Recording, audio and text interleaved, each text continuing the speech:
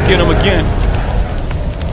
Welcome back to another unboxing first impression video on my channel. Today we are delving into the brand new Givenchy, and this is a flanker of their Pie series, this one called Pie Air. Now I took the Pie Neos out as well. I consider them part of the family, but they're kind of far away from the original Pie and Pie Extreme. So I think that is the proper lineage, I'd say, these guys right here. But we'll do this just for eye candy, we'll say.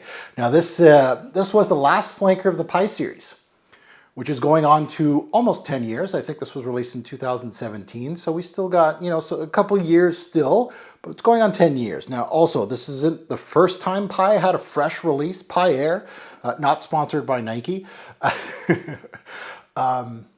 Quick reminder of Pie, I think it wasn't Eau Fraiche, I think it was Pie Fraiche in 2001, which was penned by Maurice. So Alberto, of course, the nose of the original Pie, bringing him back for Pie Fraiche. I don't know who the nose is for this one. A calculated guess would be Maurice. He's busy, he likes money, so he is all over the place. So I wouldn't be surprised if he penned this one. Now, if you're new here, welcome to the Robes08 channel. I'm your host, Mark. Hit that subscribe button, smash that like button. With me, you're gonna get all kinds of things: unboxing, sampling, designer, niche, women's aisle, men's aisle, old school fragrances like this that might have been forgotten in Fragcomm. I don't even think Fragcomm even talked about this, even if they did. I think I remember old school Ash from Gensense with the big sideburns there, big old, when he used to actually review stuff. Oh, shots fired. Yeah, I don't think this one got any love within the fragrance community. It kind of got released and kind of got forgotten just as quickly as it got released. So I kind of see why they kind of steered away from the Pie line.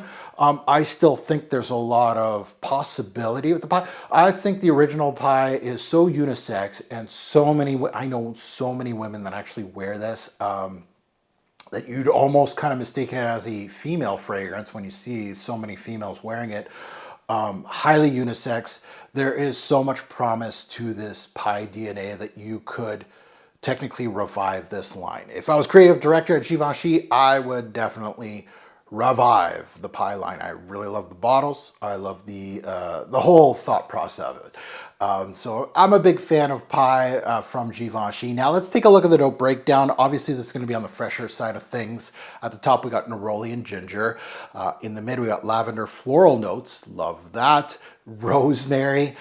So we're going into citrus floral territory here. In the base we got benzoin, musk, and cedar. So the signature vanilla, not there. Benzoin, healthy replacement of that.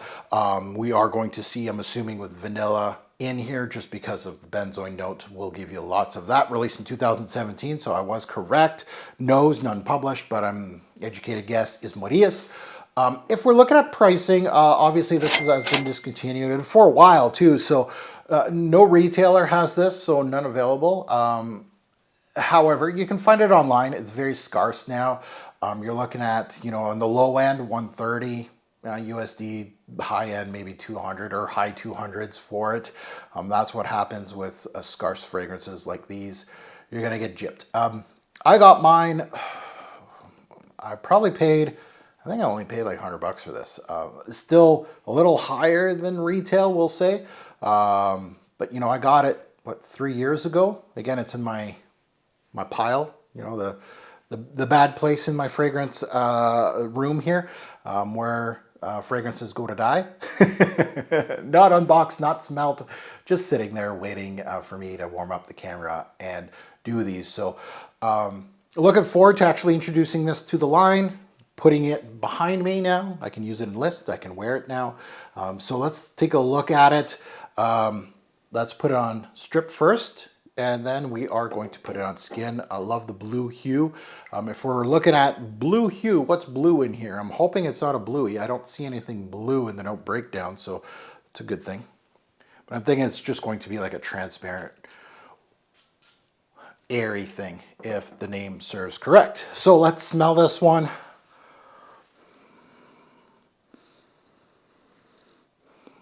Okay.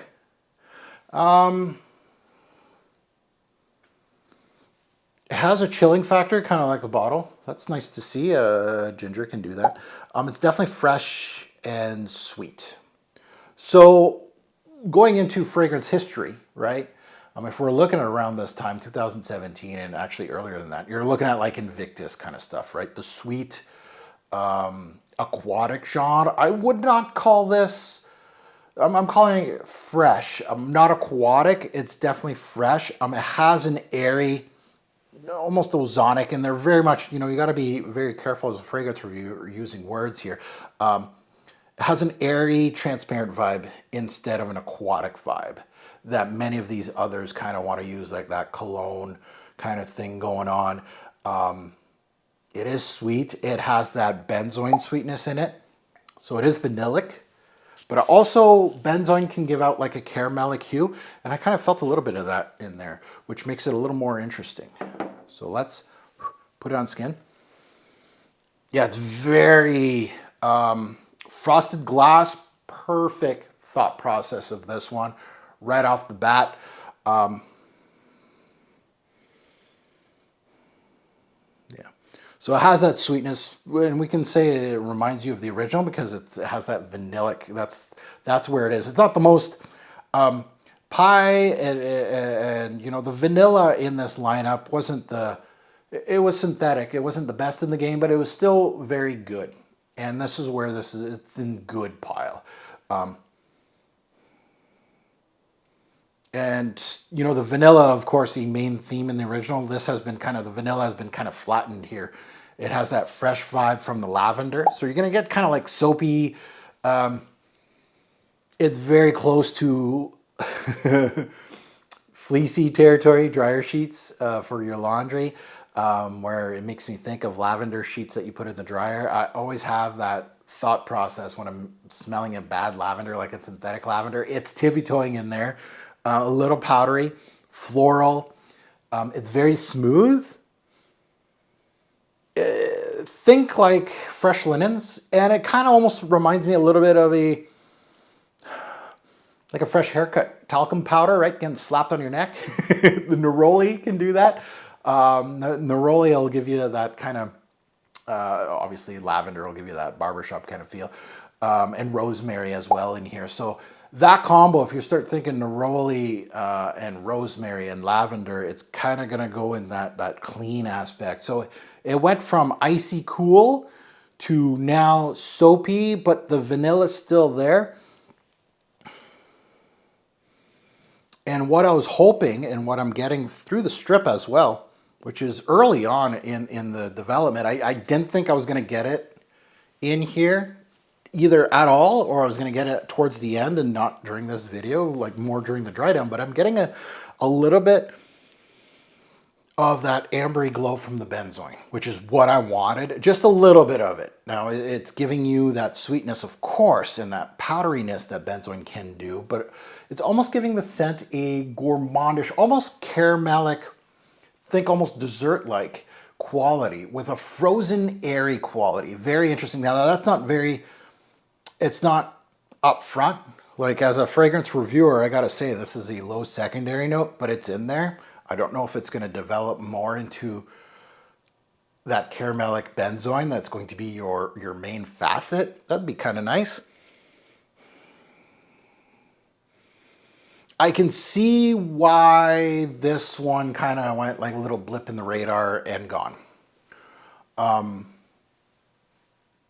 It's not it's not childish enough, like Invictus and stuff like that, and the La Male series and all that. Like that's where it was hot, right? The La Male pies and all that, very sweet. This has more of a mature vibe to it, but it also has, it was in the middle of everything, I think. It has that maturity, but it also has that playfulness, and it's right in the middle of nowhere land where, guys in their 40s and 50s are gonna look at this and be like, nah. And then kids in their 20s and teens and stuff will be like, nah. So you're in that area where, first of all, it's not super, when I'm looking at fragrances as a reviewer, I'm always looking at quality. And some brands and some fragrance lineups, I'm just like, okay, well, the quality in here is actually a lot better than, let's say, an Invictus and something like that. And I don't think those are comparables. This is more airy, up top, more soapy, and the florals are really prominent. So I could see a lot of men going, nah, no, it smells like laundry. And lavender is a thing these days that's really popular now. Like it's getting a resurgence. However, the sweetness is toned way up in the modern day fragrances with the lavender. So it really bogs down the lavender. It's still there, but yeah, the benzoin gives it a little, and you know, real fragrance heads that kind of look at fragrances and kind of almost dissect them like I do, you'll know what I'm talking about. The benzoin's there. It gives a vanillic touch, so it kind of reminds you of the original, but at the same time gives a little bit of the brown hue of the original. It's still there, so it goes almost not gourmand, but it's tippy-toeing caramelic hue. It's really nice, but it's very minor, but my nose gravitates toward it, and I'm just like, oh, okay.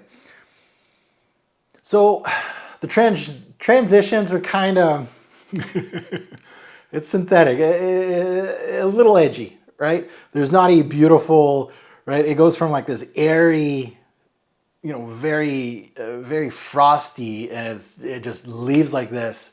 Then it goes to barbershop-y, linen, clean linens, lavender, rosemary, neroli in the mid, and it is so quick. And then you got that benzoin kind of fighting with that. You lost the airiness, we'll say. Not bad. I'm happy I have it. I think I will wear this. It's not going to be a staple for me. You know, could you see this in a top 20? I think as a wild card in a top 20 for, we'll say, spring.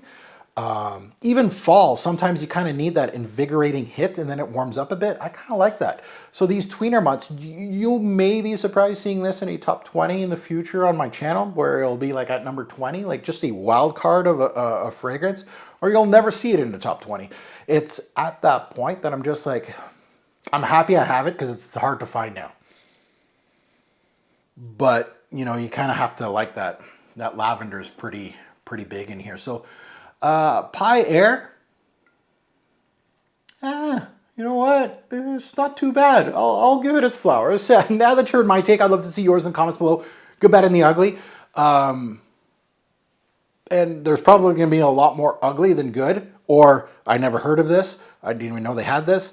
Those kind of comments than, you know, someone saying really positive things. I would love to see all kinds of comments, good, bad, and the ugly, right? But for me, I'm there like kind of, you know, pleasantly surprised, but kind of like, huh. Yeah, it's not as airy as I thought it was going to be. And I'm happy it's not a bluey, but there was nothing to suggest that it was going to be a bluey. It's a more mature take on a very soft, clean linen kind of thing with a benzoin caramelic backing, with a just invigorating ginger, just hit you right up the butt, and then it just left the building. And as always, a great pour fragrance will make a lasting impression. Choose your scent wisely. And your pie flanker, should they bring back a flanker of pie, or is it dead? Let me know. Lasting impression, choose your scent wisely. Have a good one, YouTube. See you on the next.